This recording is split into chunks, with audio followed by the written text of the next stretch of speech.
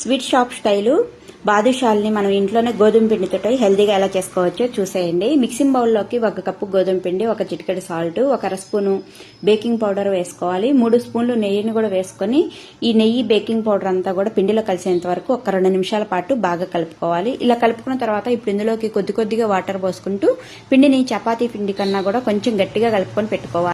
ఇలా కలుపుకున్న పిండిని ఒక 5 నిమిషాల పాటు నానిద్దాం. వేరే ప్యాన్ లోకి 1 కప్పు పంచదార, 1 కప్పు వాటర్ పోసుకుని ఈ ప్యాన్ ని స్టవ్ పైన పెట్టుకుని పంచదార అంతా ఇలా కరిగిన తర్వాత కొద్దిగా యాలకుల పొడి కూడా వేసుకొని జిగురు పాకం వచ్చేంత వరకు ఉంచేసి ఈ ప్యాన్ ని పక్కన పెట్టేసుకోవాలి.